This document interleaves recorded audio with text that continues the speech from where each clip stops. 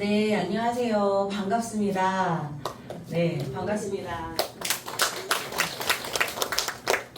네, 우리 조영희 대교회장님과 정말 송하은 사모님께서는 늘 정성으로 식구님들을 섬기시는 분들이시기 때문에 제가 정말 존경하는 분들이십니다. 그런데 오늘 이렇게 충주 대교회에 초청해 주셔서 또 진심으로 감사를 드립니다. 제가 여기 충주 대교회에 와서요, 제일 또 인상 깊었던 것은 화장실이나 어디 갈 때마다 이렇게 문구가 붙어 있더라고요. 그래서 감사합니다, 사랑합니다, 축복합니다 이런 말이 붙어 있어서 정말 여기 교회는 늘 감사하고 사랑의 마음이 늘 있는 정말 대교회인 것 같다라는 생각을 하게 됐습니다. 그래서 강의를 시작함에 앞서서 서로에게 또 감사하고 사랑하고 축복하는 그런 의미로 큰 박수를 한번 보내주면서 네, 오늘 강의는요, 절대성과 축복의 가치라는 제목으로 얘기를 좀 나눠보려고 합니다.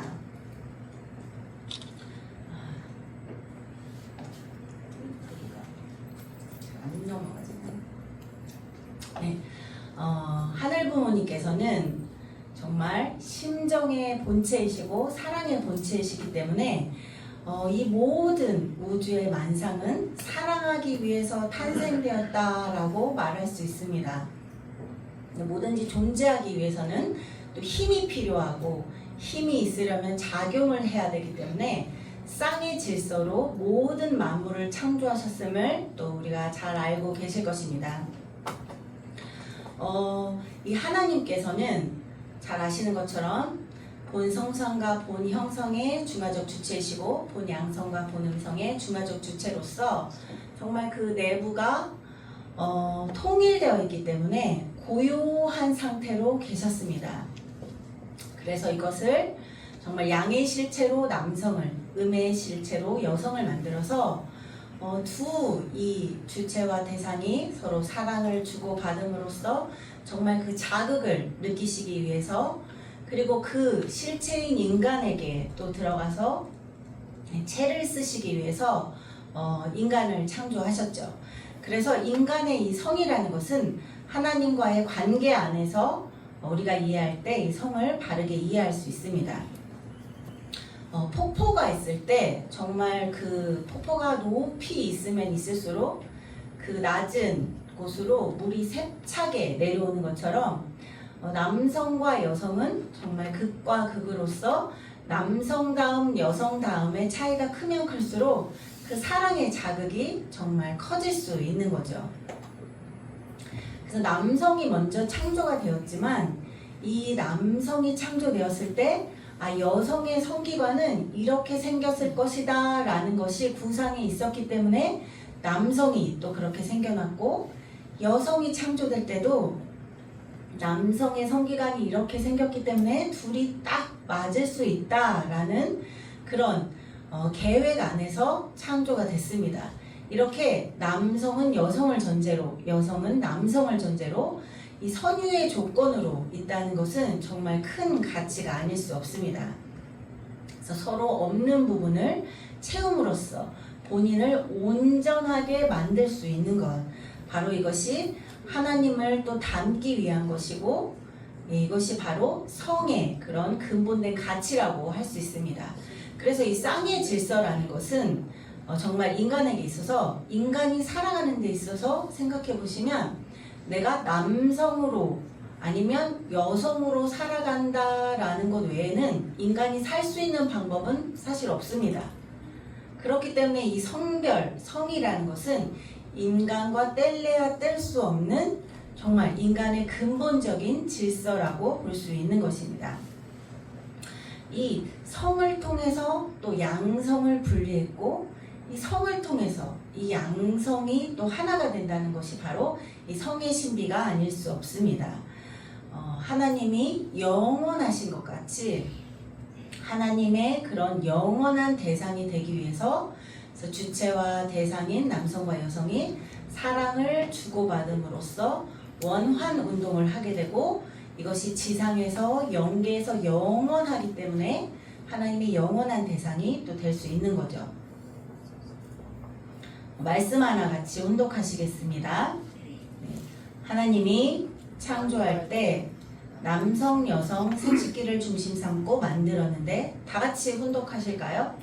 거기에는 영적인 요소, 육신적인 요소, 피의 요소, 모든 요소가 연결될 수 있는 연합기관이 되어 있는 거예요. 그러니까 그 기관에서 전부 다 집약해가지고 모든 신경기관, 혈통기관 전체가 거기에 달려있다는 거예요. 뿌리예요, 뿌리. 그게 뿌리예요. 인간의 뿌리는 머리가 아니라고요. 뿌리가 거기에 있다 이거예요. 라고 해서 정말 이 생식기에 영적인 요소와 육신적인 요소, 피의 요소, 모든 요소가 다 연합되어 있는 그런 기관이다. 인간의 뿌리와 같다라고 말씀을 하고 계십니다. 그래서 이 성기관은 4대 왕궁이라고 할 수 있습니다. 첫 번째, 우리가 잘 아는 것처럼 사랑의 본궁입니다. 생식기는 남녀가 참사랑으로 처음 하나 되는 곳이고 사랑을 완성시키고 안식하게 하는 신성한 공간입니다. 오직 부부만이 공유하는 특별한 장소로서 육체적 쾌락을 넘어서 우주의 신성한 질서를 완성하는 곳입니다. 두 번째는 생명의 본궁이죠. 남녀의 피가 하나가 되고 A형과 B형이 만나서 결혼하면 AB형의 자녀가 생깁니다. 그래서 정말 생명이 하나 되는 곳이고 참 부모님께서는 생식기는 생명을 삶는 그릇이다 라고 말씀을 주셨죠. 그래서 하나님의 창조가 계속되는 신성한 공간이 아닐 수 없습니다. 세 번째는 혈통의 본궁입니다. 생식기는 조상과 후손을 잇는 그 혈통의 뿌리이고 또 하나님의 혈통이 영원히 이어지는 그런 성스러운 통로라고 할 수 있습니다. 근데 이 심정을 따라서, 이 혈통을 따라서 심정이 전수된다는 겁니다. 우리 여기 다 축복을 받으셨잖아요. 저도 이제 첫째가 내년이면 30살이 되는데요.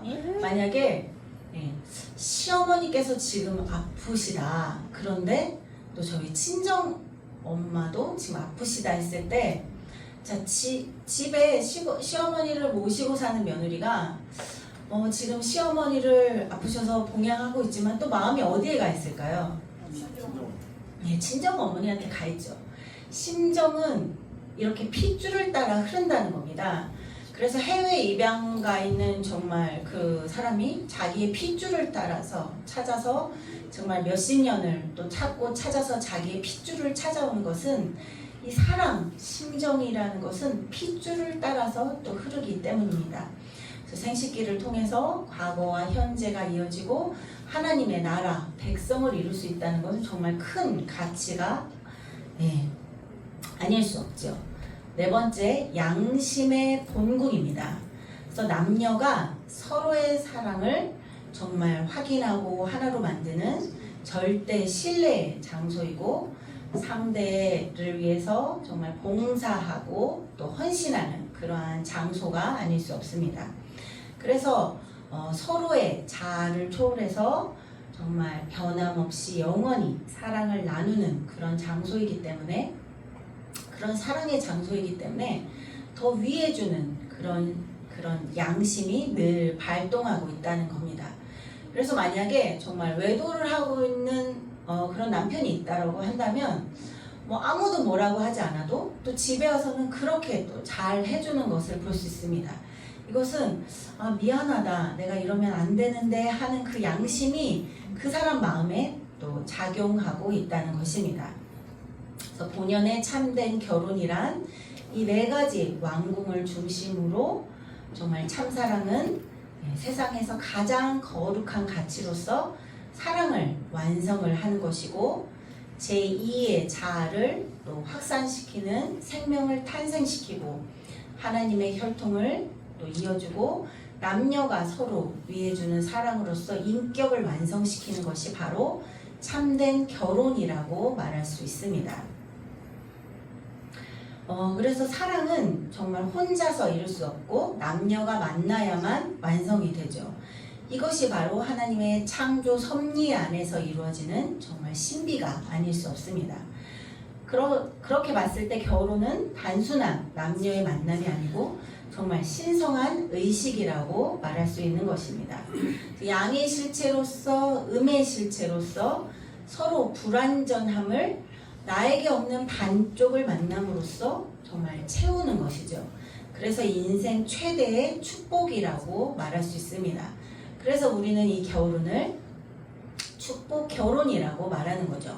타락하지 않았으면 하나님을 중심하고 정말 이런 축복의 결혼을 할 수 있었을 것입니다. 그래서 태초부터 존재한 이 결혼이라는 것은 하나님께서 만드신 정말 신비한 그런 시스템이라고 볼 수 있습니다. 자, 이 절대성에 의한 축복 결혼은 정말 신성한 연결이고 영원한 일체를 이루는 것인데요. 자, 횡적인 한 남성의 사랑과 이 횡적인 한 여성의 사랑이 하나로 횡적인 관계로 이 수평을 이루어서 만나는 겁니다. 참부모님께서는 남성은 우현으로 자라고 여성은 좌현으로 자라난다라고 말씀을 하셨습니다. 그래서 자녀의 사랑, 또 누이의 사랑, 또 형제 자매의 사랑을 다 거치고 나면 양극으로 이렇게 자라다가 성인이 되면 서로 마주 보는 거죠. 서로를 향해서 서로를 만날 준비를 하는 것입니다. 그래서 순결한 이 남성과 여성이 횡의 질서로 횡적으로 하나가 되면 그곳에 종적인 하나님의 사랑이 내려와서 임재를 하시게 되는 거죠. 그래서 인간의 사랑이 자녀의 사랑에서 형제 자매의 사랑으로 자라는 만큼 하늘 부모님께서는 하늘에서 인간을 만나기 위해서 상현에서 내려온다 이렇게 말씀을 하셨습니다. 그래서 부부의 사랑으로 만나는 그 한 자리에 하나님께서 수직으로 임재를 하시는 거죠. 그러면 정말 거기서는 절대적으로 변할 수 없는 유일한 영원한 사랑으로 한 남자와 한 여자가 하나 되고 하나님과도 하나 되기 때문에 그 자리에 가면 뗄래야 뗄 수 없는 사랑이 이루어지게 되는 것입니다. 이 첫날 밤이 그래서 하나님의 결혼식이 되는 것이죠. 하나님께서는 아담 해와의 마음 안에 들어가서 그 채를 쓰시기 때문에 이 채를 쓴 우리는 이 남자와 여자를 참 부모, 구세주 메시아라고 또 부르고 있습니다. 이것은 곧 하나님께서 이 땅에 인간으로 현현하는 것이고 신과 인간이 사랑으로 하나 되는 그런 자리가 되는 것이죠. 그래서 신은 인성을 쓰고 인간은 신성을 가지는 그런 경지가 바로 이 절대성의 사랑의 경지인 것입니다. 그래서 이 자리를 우리는 우주, 하늘과 땅의 중심이 되는 천주의 중심 자리라고 부르고 순결학에서는 하나님과 한 남성과 한 여성이 하나가 되었다. 그래서 트리오를 이뤘다라고 얘기를 합니다. 그리고 신학적으로는 하나님과 한 남성과 한 여성 삼위일체를 이루는 자리라고 얘기를 하고 있습니다. 이렇게 절대성으로서 하나님과 하나 된 그런 존재를 우리는 참 부모라고 말을 하고 있습니다. 말씀 하나 다 같이 훈독하시겠습니다. 말씀은 다 같이 훈독할 때 더 큰 힘을 가질 수 있다고 말씀을 하셨습니다. 자, 첫날 밤은 하나님이 결혼하는 것, 남자 여자가 사랑으로 하나 되게 될 때 하나님이 아담 해와의 마음에 들어가는 것입니다. 아담 해와의 사랑의 주인으로 군림하는 거예요. 사랑의 주인은 누구냐 하면 사람이 아니에요. 하나님이라고요. 그렇기 때문에 남자 여자가 결혼해 가지고 첫날 밤이 되어서 사랑 관계를 맺기 전에 하나님이 임재하고 하나님이 결혼하는 거라고요. 라고 말씀을 하셨습니다. 자, 그래서 이 절대성을 이루기 위해서는 순결이 필요하죠. 순결은 첫사랑의 절대적 가치라고 말할 수 있습니다. 첫사랑이 강렬한 이유는 정말 다이너마이트 같은 폭발적인 그런 힘을 가졌기 때문이죠. 그래서 이 자리에 가서 정말 진실한 사랑을 나누면 인간의 체온이 몇 도죠? 네, 36.5도지만 37도, 38도까지 올라가서 암세포도 다 죽인다고 말씀을 하셨습니다. 그래서 본연의 사랑의 자리는 정말 영계에 가면은 그 넓은 벌판에서 부부가 사랑할 때 하늘과 자연과 온 만물이 또 축복을 한다고 말씀을 하셨죠. 그래서 이 첫사랑이라는 것은 정말 참사랑의 길이고 가장 신성한 그런 감정이라고 할 수 있습니다. 그렇지만 제가 지금 청평에서도 40일 수련생을 교육을 하고 있는데요. 어쩔 때는 한 50명 이상의 청년이 오기도 합니다.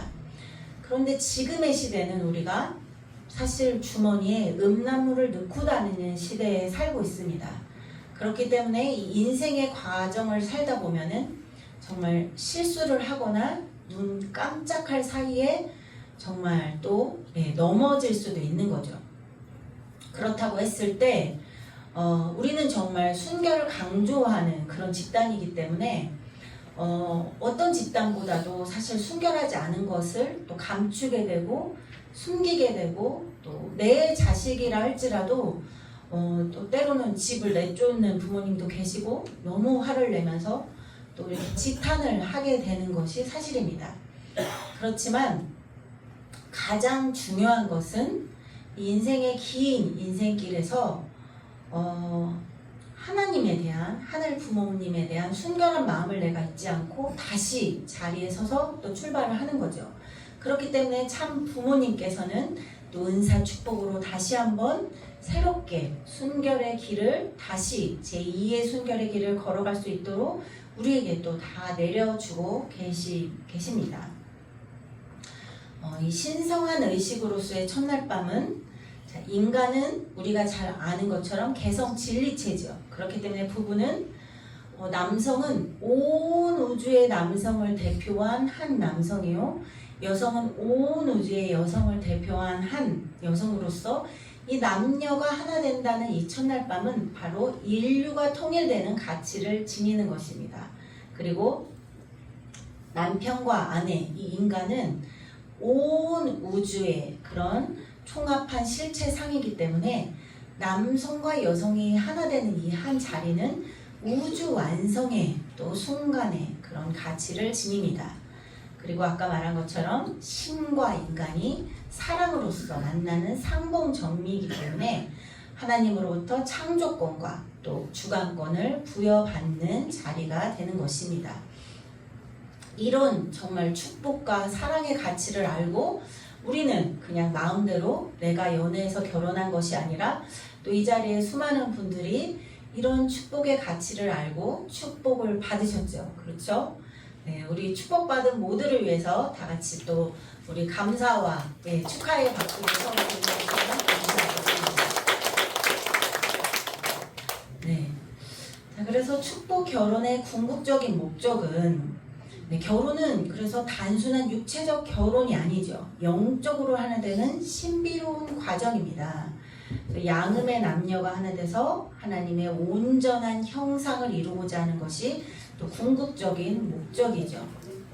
그래서 둘이 하나 될 때 완전한 하나님의 형상으로 또 드러나는 것입니다. 그리고 두 번째, 하나님을 중심한 사랑으로 하나 되면 정말 절대적이고 유일 영원 불변한 사랑의 실체가 될 수 있습니다.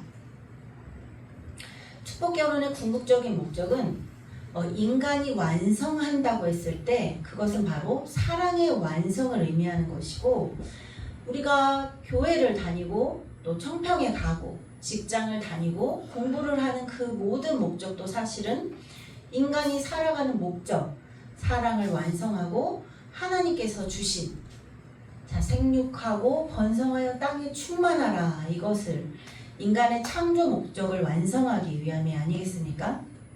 그래서 이 축복 결혼을 받는다는 것은 그런 창조 목적을 완성해서 그런 참된 가정으로서 하나님의 기쁨의 대상이 되기 위한 것이죠. 자, 네 번째는 그럼으로써 하나님의 창조 이상을 이루어 드리는 것입니다. 이렇게 축복 결혼은 정말 위대한 가치를 또 가지고 있습니다. 말씀 하나 또 다 같이 운독하시겠습니다. 더 높은 차원의 사랑을 위해 남자는 여자를 찾아가기 위해서 태어났고 여자는 남자를 찾아가기 위해 태어났습니다.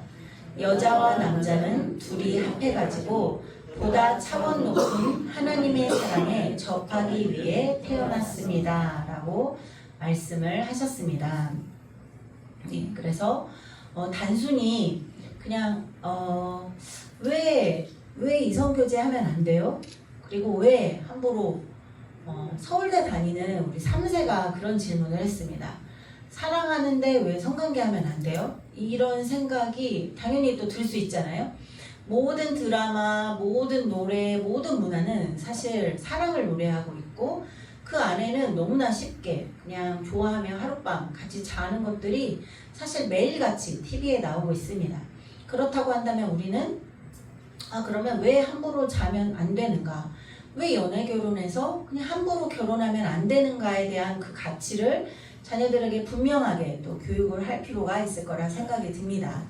근데 청평에서 요즘 또 젊은 청년들은요, 우리 때와는 다르게 이 절대성에 대한 말씀을 또 들려주면 이런 성에 대한 말씀이 있는지 처음 알았다. 이런 청년들이 사실은 지금은 너무나 많습니다. 그리고 왜 그렇게 축복을 받으라고 하는지 이제는 알 것 같다. 이런 소감들이 굉장히 많이 있거든요. 그래서 여기 40일 또 정성을 여기 충주대교에서 자녀 축복을 위해서 드렸다고 제가 전해 들었습니다. 그래서 자녀들에게 이 축복의 가치에 대해서 정확하게 또 잘 알려주는 것은 중요할 거라고 생각이 듭니다. 또 하나 빠지면 안 되는 것이 바로 사랑과 혈통의 관계일 텐데요. 중요한 것은 이 사랑하는 지점에서 생명이 생겨나고 혈통이 이어진다는 것입니다. 그렇기 때문에 자, 연애 결혼해서 청평에도요, 사실은 이렇게 설문을 먼저 받는데 설문을 받으면 지금 현재 결혼을 전제로 만나고 있는 친구가 있습니다. 라는 이제 그런 청년들이 수련에 들어옵니다. 그래서 그냥 연애를 해서 지금 남자 여자가 상대가 있는 거죠. 자, 그런다고 했을 때 이게 그럼 축복하고 뭐가 다르냐? 겉으로 보기에는 뭐 옆집도 잘 살고 우리 학교 다니는 우리 반 친구도 행복하게 잘 살고 있다. 그런데 왜 굳이 축복을 받아야 되느냐? 이 가치에 있어서 우리가 정말 얘기해 줄 수 있는 것은 그냥 세상 결혼을 해서 사실 아담에와의 아담에와의 그런 성관계가 어떻게 보면 이성 교제잖아요. 하늘이 정해준 짝이 아닌 나를 중심하고 해와가 따먹지 말라 했던 것은 뭐죠? 어떻게 보면 순결을 지켜라 이 말씀하고 똑같습니다. 그래서 태초의 말씀은 하늘께서 인간에게 주신 태초의 계명은 순결을 지켜라 이거였죠. 그런데 나를 중심하고 서로 사랑을 나눠서 그냥 결혼을 해버린 겁니다. 중심이 내가 돼버리면 뭐가 돼요? 거짓 생명, 거짓 혈통이 일어나서 생겨서 결론적으로는 수많은 질병과 전쟁과 우리가 너무 고통의 삶을 살고 있는 거잖아요. 자, 그래서 연애 결혼을 하고 있는 자녀가 있다 했을 때, 자, 그렇게 해서 세상 결혼을 하면 어떻게 되느냐? 이 사랑을 중심으로 생명이 태어나기 때문에 하늘의 자녀가 아닌 그냥 세상에 사탄의 자녀를 낳는 것이다. 사탄에게 속한 혈통을 번식하는 것이다. 만약에 그 자녀가 너는 지금 하나님을 안 믿는다고 할 수 있지만 그 자녀가 영계에 갔을 때 정말 엄마 아빠한테 저를 왜 이렇게 낳아주셨나요? 하고 말할 수도 있는 거잖아요. 그래서 그런 지점에 대해서도 잘 얘기를 해줄 필요가 있다고 생각이 듭니다. 그래서 축복 결혼의 상대 결정은 일단 하나님 중심이어야 된다. 모든 사랑의 근본도 하나님이시고 성의 주체도 하나님이시죠. 또 결혼의 시스템을 만든 것도 결국 하나님입니다. 그렇기 때문에 이 결혼 상대의 중심은 하나님이고 참 부모님이어야 된다는 거죠. 그래서 자유연애라는 것은 뭐냐, 이성교제에 대한 얘기를 합니다. 그랬을 때 그럼 이성교제의 목적이 뭘 것 같냐 청년들한테 물어보면 청년들이 그렇게 대답을 합니다. 그건 좀 나를 중심 삼은 것 같다. 그래서 내가 뭔가 로맨틱한 분위기를 느끼고 싶고, 또 친구들이 그러는 것처럼 발렌타인데이 때 초콜릿도 받고 싶고, 이렇게 해서 챙김을 받고 뭔가 설렘을 느끼고 싶고, 그러기 위해서 이성교제를 한다는 거죠. 그래서 뭐예요? 군대를 간다 그러면 이게 나는 몇 년 동안 외로워서 안 될 것 같다. 그래서 너와는 끝이야. 아니면 너는 너무 집착해. 내 스타일이 아니다. 라고 해서 또 헤어지죠. 그래서 뭐예요? 모든 중심이 나로 되어 있습니다. 이성교제를 할 때 이 사람을 위해서 내가 나를 헌신하고 위해주는 사랑을 하겠다. 무슨 이런 목적을 가지고 처음에 이성교제를 시작하는 게 아니라는 거죠. 그렇기 때문에 거기에는 또 많은 부작용이 또 일어나고 많은 또 문제가 또 발생되기도 하죠. 그래서 중학교 때는 뭐 동아리 또 친구, 고등학교 때 또 다른 사람, 청년 돼서 또 다른 사람. 이 이성교제라는 것은 형제 자매와는 다르게 1대1의 관계만을 원하는 거죠. 그래서 뭐예요? 사실 우리가 평생 사랑하고 성관계를 맺는 것은 내 이성교제 이런 남자가 트럭으로 있다고 하더라도, 여성이 트럭으로 있다고 하더라도 사실은 딱 한 사람입니다. 사랑은 하나이기 때문에 이 오직 한 사람과 했을 때 진적 인간이 행복하고 진실한 사랑을 맺을 수 있는 거죠. 그것이 사랑의 법도로 되어 있는 것인데 내 이 옆자리를 계속 바꾸고 있는 겁니다. 시간이 지남에 따라. 그래서 뭐예요? 어떻게 보면 결혼이라는 제도만 거기다 안 붙였을 뿐이지 어떻게 보면 이혼의 연습일 수 있는 거죠. 나만의 남자, 나만의 여자를 데리고 있다가 또 바꾸고 또 바꾸고 또 바꾸고 너무나 쉽게 그 자리를 바꾸고 있다는 겁니다. 그래서 우리가 이성교제는 안 된다라고 전 세계에서 이성교제를 하지 말라고 하는 거는 사실 우리 집단밖에 없죠. 기독교도 그렇진 않습니다. 그런데 우리만큼은 사랑은 하나이다 라고 생각하기 때문에 이성교제도 안 된다 라고 부모님들이 말씀을 하고 계신 거죠. 그리고 축복 결혼의 상대를 위해서 우리는 배우자에게 줄 수 있는 가장 큰 선물이 순결이라고 생각하기 때문에 순결을 지켜라 라고 얘기를 하고 있습니다. 말씀 하나 또 다 같이 훈독하시겠습니다. 평화 이상 세계왕국은 절대성으로 이 핏줄과 연결되면 하나님께서 이상하신 이상인간, 인격 완성도 가능하고 이상 가정도 생겨나는 것이며 나아가서는 하나님의 조국, 이상 국가도 출현하는 것입니다. 평화 이상 세계왕국은 이렇게 절대성의 관계를 통해 창건되는 것입니다. 라고 말씀하고 계십니다. 그래서 사실 우리가 말하는 전 세계의 평화 단체가 얼마나 많을까요? NGO 단체가 얼마나 많을까요? 그렇게 평화를 얘기하고 유토피아, 이상 세계를 얘기하지만 결국 이 평화와 유토피아는 한 남자와 한 여자를 중심한 가정, 절대성으로부터 이상인간, 이상가정, 국가, 이상세계가 이루어질 수 있다고 말씀을 하고 계십니다. 이 축복을 얘기할 때 우리가 가장 또 중요한 것은 이 혈통전환, 중생일 텐데요. 인간이 타락을 하게 됐고 사탄의 혈통을 이어받았기 때문에 참부모에 의해서 원죄를 제거하고 또 접붙임을 받아서 우리가 하나님의 자녀로 거듭나는 거죠. 타락이라는 것이 남녀 두 사람에 의해서 시작됐기 때문에 구원 또한 절대성을 가진 하나님의 씨앗을 가진 참 사랑을 가진 두 남녀로 구원도 이루어질 수 있다는 겁니다. 그래서 그것을 우리가 참 부모라고 얘기를 하고 있죠. 그래서 거짓 사랑, 거짓 생명, 거짓 혈통을 참사랑, 참생명, 참혈통으로 바꿔주는 거죠. 그렇지만 하나님께서는 무형이시기 때문에 이 실체의 혈통을 무형의 하나님은 절대로 바꿀 수가 없어서 그래서 메시아, 인간이 필요한 거죠. 하나님께서는 그래서 반드시 이 땅에 메시아를 보내실 책임을 갖고 계신 것입니다. 그런데 이 혈통 전환이라는 것이 내가 혈통 전환을 하고 싶다고 해서 40일 금식을 10번을 하고 청평 가서 40일 수련을 10년을 받고 그런다고 해서 내 혈통 전환을 하겠다. 그래서 이게 혈통 전환이 될까요? 자, 문제는 인간이 죽었다 깨나도 혼자서는 혈통 전환이 안 된다는 것입니다. 이 원죄를 벗을 수 없다는 거죠.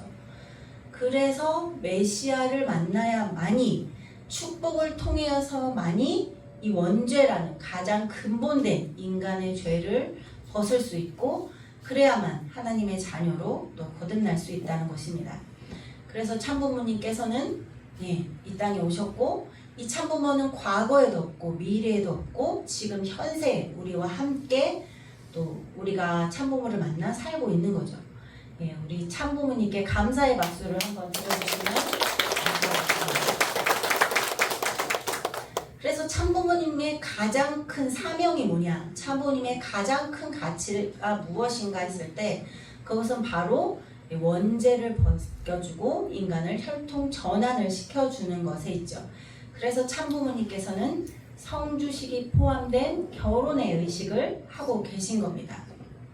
그래서 때로는 순결 캔티에 성주를 넣어서 막 다 먹이기도 했고 한때는 참부모님께서 헬기에 성주를 담아서 온 세상에 이렇게 뿌렸으면 좋겠다 이런 말씀도 또 하셨죠. 성주식에 대한 가치에 대한 말씀 하나를 같이 운독하시겠습니다. 성주식은 모든 것을 탕감하는 식. 성주에는 무엇이 들어있는가 하면 부모의 사랑을 상징하는 것이 들어있다. 그리고 피를 상징하는 것이 들어있지 않으면 안 된다. 그러므로 그것을 마시면 부모 사랑과 일체가 되고 또 피와 일체가 된다. 이런 것이 성주의 내용인 것이다. 그러면 성주는 어떻게 만들어지나? 그것은 땅과 바다와 하늘을 상징하고 전체를 상징하는 것으로부터 만들어진 술이다. 성주에는 세 종류의 술이 들어있다. 그 이외에 모든 만물을 상징하는 것이 들어있다. 이것을 마신다고 하는 것은 영적으로 태어나고 육적으로 태어나는 것을 뜻한다. 이 식이 없으면 원죄를 벗고 혈통을 전환할 수가 없다. 혈통이 전환되지 않으면 완성 기준을 통과해서 하나님의 사랑과 일체될 수 없다. 그러므로 성주식은 그 모든 것을 탕감하는 식이라는 것을 알아야 합니다. 라고 말씀을 하셨습니다. 그래서 참부모님께서 우리는 사실 성주식이 굉장히 여러 번 우리가 했잖아요. 그래서 이 성주가 참 가벼운 것처럼 보이지만 너희가 성주를 마시는 그 순간에 저 조상들이 여기 가득 와서 저 떨어지는 성주 한 방울이라도 마시려고 지금 침을 흘리고 있다 이렇게 말씀하셨거든요. 그리고 대모님께서도 축복식을 할 때 어떤 때 한 번은 성주를 더 가져와라 말씀하셨어요. 지금 조상들이 저걸 먹고 싶어서 뒤에 가득 있는데 성주가 지금 모자란다고 하시는 거예요. 그래서 성주를 더 가져와라 이렇게 말씀을 하셨거든요. 우리가 은사 축복을 받잖아요. 얼마 전에도 우리가 은사 축복이 있었습니다. 우리 청년 중에서는 저는 은사 축복을 받았습니다 라고 써내는 친구들이 많이 있습니다. 사실 저번 차수에서는 청년이 50명이었는데 9명, 거의 5명에 1명꼴로 있었어요. 그렇다는 것은 우리가 한 4명을 낳는다고 하면은 우리도 한 5명에 1명꼴은 그런 자녀를 둔 거라고 볼 수도 있습니다. 그런데 청년 중에서는 아무도 모른다. 내가 이렇게 성가게 했는지 부모도 모른다. 이런 청년들이 있습니다. 있겠죠. 근데 어쨌든 그 성주를 마셨다, 은사 축복을 마셨다 한다면 이 하나님의 권세를 또 우리가 믿어야 됩니다. 그런데 저번 차수에 이제 그 교육이 끝나고 한 분이 오셨어요. 50, 60이 넘으신 어머님이십니다. 이미 축복을 받았고 자녀를 잘 기르셨어요. 그런데 말씀하시는 겁니다. 내가 이렇게 순결을 좀 젊었을 때 잘 지키지 않아가지고 우리 가정에 뭔가 일이 생기거나 내 아이들이 힘들면 늘 그 생각이 따라다니셨던 거예요. 따라다니셨다는 거예요. 내가 이렇게 순결하지 못해서 내 아이한테 이런 시련이 있구나. 내가 순결하지 못했어서 우리 가정에 이런 시련이 있구나. 이 생각을 떨치지 못하고 사실은 평생을 살아오셨던 겁니다. 그래서 제가 말씀을 드렸어요. 어머니 이미 은사 축복을 받으셨죠. 받았다고 말씀하셨습니다. 받으셨으면 내가 나를 이제 용서해 주는 게 필요합니다. 내가 나를 그 자리에서 놓아주는 것이 필요합니다. 라고 말씀을 드렸어요. 그랬더니 어머니께서 눈물을 주르륵 흘리시면서 내일이 내가 이 40일 수련이 끝나는 날이다. 이 끝나는 날 마지막 전날에 하늘께서 나를 그래도 해방을 해 주시는 것 같다라고 말씀을 하셨습니다. 그래서 우리 자녀나 또 우리 중에서도 무슨 은사를 받았다고 한다면 백지처럼 내가 새하얗게 다시 시작하는 것이다 라는 마음으로 내가 나를 놓아주고 내 자녀를 용서하는 것이 가장 중요할 것으로 생각이 듭니다. 상대를 위해서는 결혼은 나를 위해서가 아니라 상대를 위해서 한다. 그래서 결혼할 때는 잘난 사람, 예쁜 사람을 얻겠다고 하는 것은 잘못이다. 아무리 못난 사람이라도 미인보다 더 사랑하겠다고 생각해라. 그리고 하나님같이 사랑하라고 참부모님께서 말씀을 주셨습니다. 근데 우리 청년들 중에서는 좋은 상대, 정말 이상적인 상대만을 찾는 사람들이 있습니다. 때로는 막 나는 살도 이렇게 많이 찌고 내 관리를 너무 안 한 거예요. 물론 뭐 체질도 있기도 하지만 나는 관리를 안 하면서 이게 축복이니까 당연히 나를 사랑해주고 받아들여야 되는데 왜 싫어하냐 이렇게 불만하는 사람도 때로는 있습니다. 그렇기 때문에 자기 완성 또 내 준비가 일단 기본적으로 되는 것이 또 가장 중요할 거라고 생각이 됩니다. 그리고 이 축복 결혼은 잘 아시는 것처럼 공공성이 있죠. 그래서 단지 개인의 행복만을 위해서 우리는 결혼한 것이 아니라는 것입니다. 결혼은 상대를 위한 것이고 또 인류를 위한 것이고 국가를 위한 것이고 더 나아가서 하나님을 위한 것이라고 말씀을 하고 계십니다. 그래서 결혼은 무엇 때문에 하느냐? 나라 때문에 한다. 그리고 축복은 왜 받느냐? 복을 나누어서 온 세계가 돌아가기 위해서 축복을 받는다라고 말씀을 주셨습니다. 합동 결혼식의 의미를 본다면 타락으로 인한 그런 한 해 역사를 벗고 이른 본연의 가정을 복귀하는 역사적 한 해 해소의 의미를 지니고 그 다음 정말 세계의 모든 사람이 만나서 하나님 아래 한 가정을 이루는 하나님 이상 실현의 또 장의 가치죠. 그리고 정말 이 혈통을 바꾼다는 것은 혁명적 사건이 아닐 수 없습니다. 인간이 할 수 없는 일을 메시아가 와서 이 땅에서 하는 혁명적 사건이죠. 그리고 인종과 국가 모든 다양한 그런 국제적 모든 사람이 모여서 화해와 통일의 장이 되는 것입니다. 마지막으로 저는 청년들이 이제 듣는다고 또 얘기를 들어서 마지막으로 축복을 왜 받아야 되는가라고 묻는다고 한다면 참 사랑을 완성하고 참 혈통을 전수하기 위해서 받는다라고 말할 수 있죠. 그리고 하나님 주권으로 내가 복귀가 되고 천국에 들어가는 관문으로서 축복을 받지 않으면 천국에 들어갈 수 없는 것이죠. 그래서 축복을 받는다라고 볼 수가 있습니다. 자, 그런데 우리가 중요한 것은 우리 다 축복을 받아 보셨잖아요. 현실로 가면 어떠냐? 하루하루가 사실은 챌린지죠. 축복을 받아서 산다는 것은 사실은 남일이라고 생각했던 것을 내일로 하나씩 겪어가는 과정이 아닐 수 없을 겁니다. 사실 이 자리에 이렇게 기혼분들만 계시다면은 이 기혼의 예를 더 들은 것이 더 맞지 않았나 하는 생각도 지금 드는데요.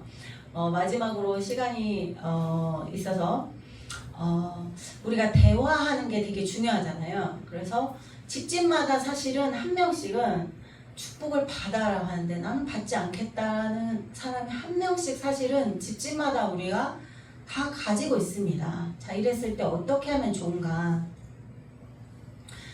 사태의 빙산 모델을 보면요. 우리가 주고받는 이 행동, 말은 사실 10%에 지나지 않습니다.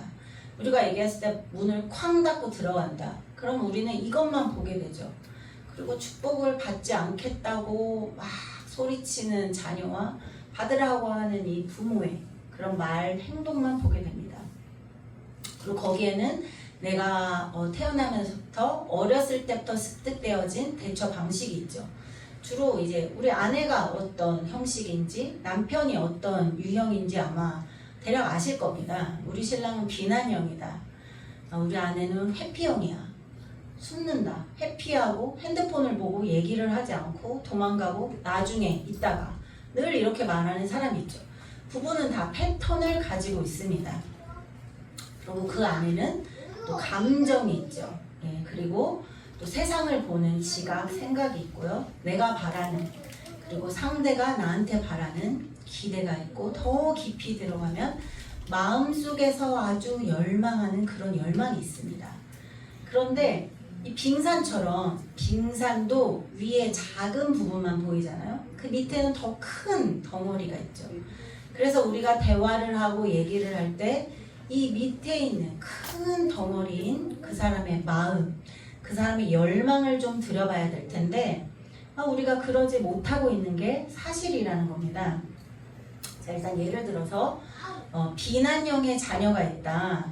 그리고 이성교제로 축복을 받고자 하는 자녀가 있다고 했을 때 자, 이 자녀가 하는 행동은 뭘까요? 뭐라고 얘기할까요, 주로? 자, 뭐라고, 여기 청년이 혹시 계신가요? 여기요. 네, 마이크를 드려도 좋을 것 같기도 한데, 부모와, 네.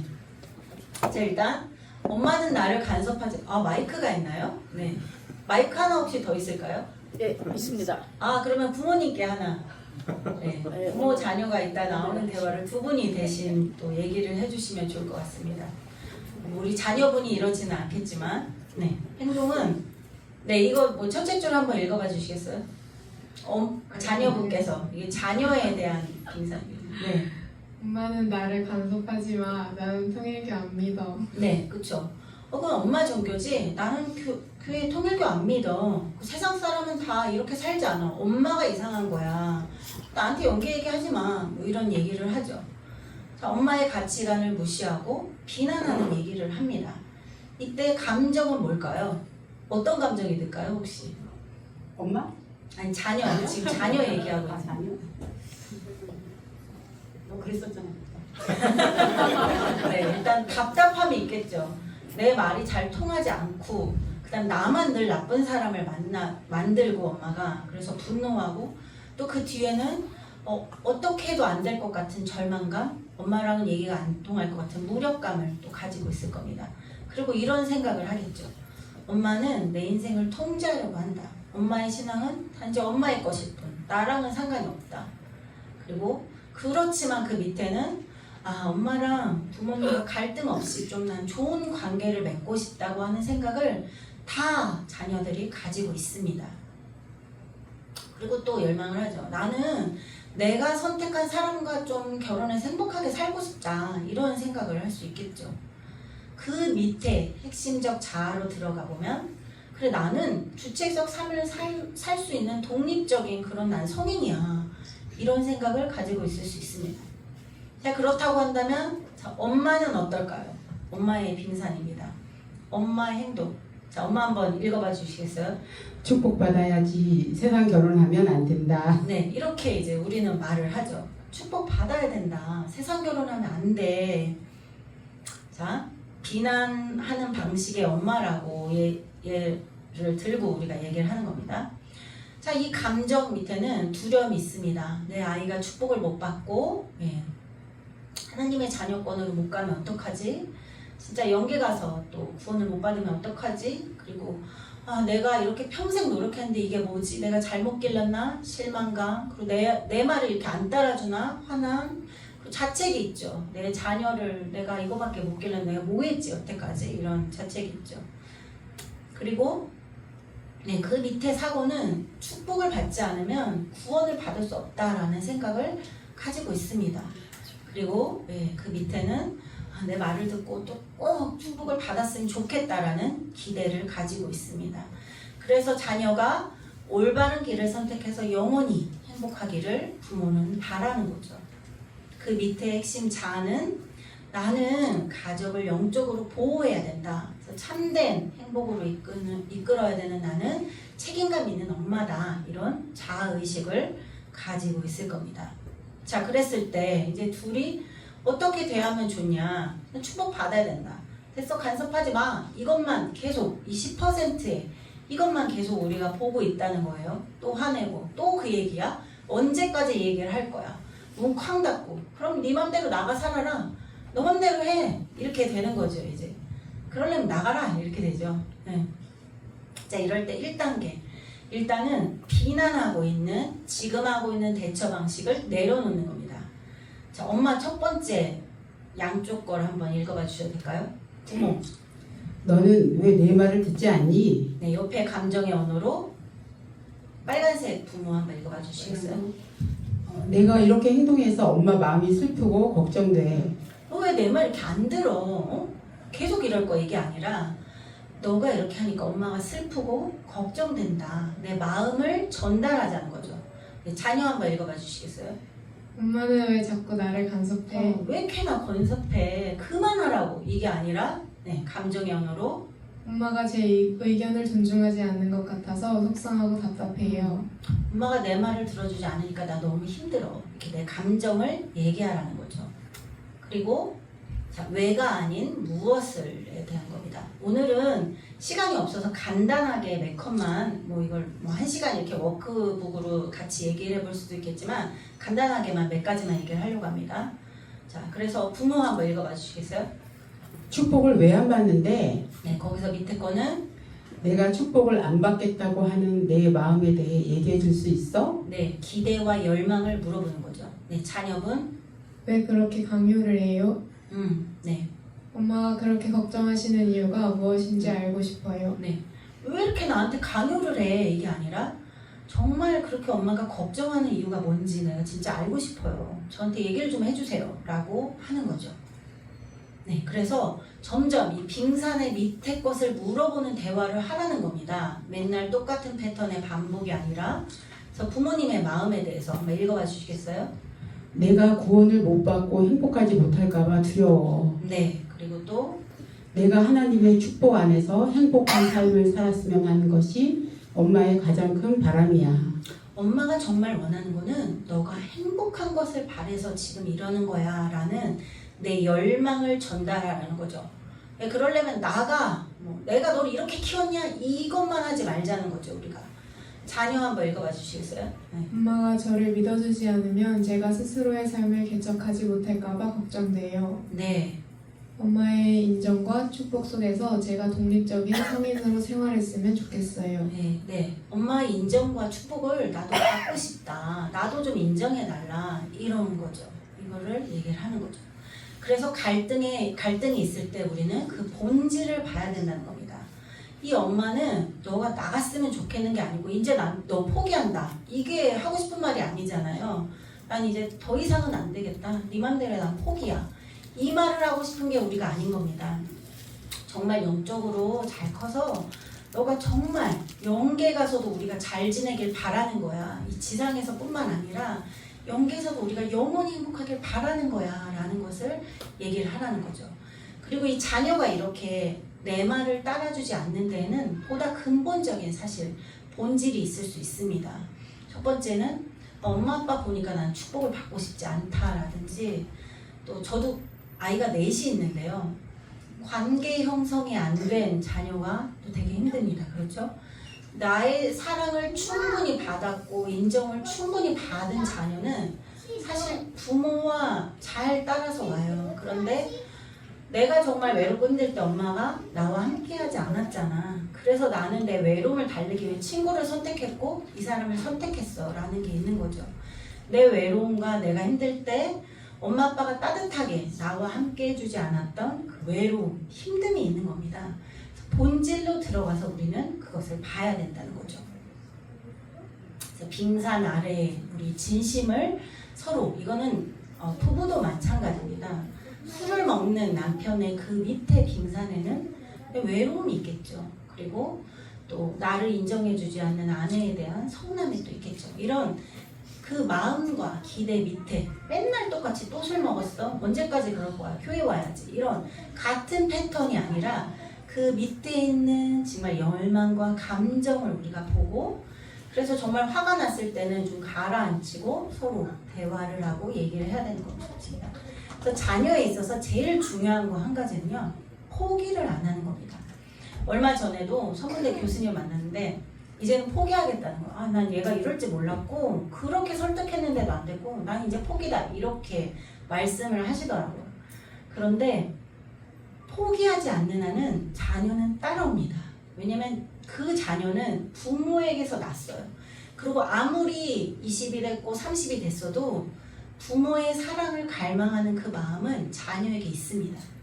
그래서 자녀가 아무리 나이가 먹었어도 부모한테 가면 또 부모가 해주는 밥을 먹고 싶고 그 사랑을 받고 싶은 것이 바로 인간입니다. 그래서 60 먹은 부모님이 40, 50 먹은 자녀한테 자존심해라 얘기해도 싫지 않은 거죠. 이게 바로 부모와 자녀가 맺은 천륜의 인연입니다. 그래서 어떤 상황이 오더라도 이 자녀를 포기하지 않는 것, 그리고 끊임없이 정성을 들이면 그 위에서는 정말 내가 생각지도 못했던 기회가 옵니다. 그때 또다시 내가 그 기회를 잡고 자녀와 함께 나아갈 수 있는 겁니다. 네, 우리 함께 또 이 축복의 또 참 사랑의 가정을 만들기 위해서 끊임없이 노력하는 우리가 되기를 바라겠습니다. 감사합니다.